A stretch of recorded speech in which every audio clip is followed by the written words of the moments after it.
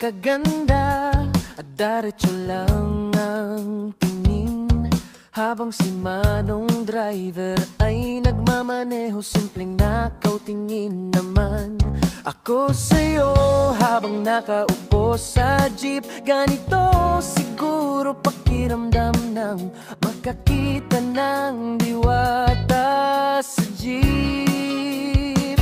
Manong driver ng jeep, pwede bang huwag nang matapos ang biyaheng ito?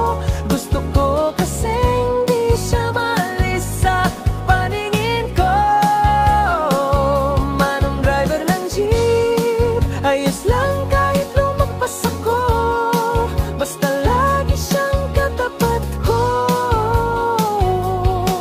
Oh, kolehiyala ko.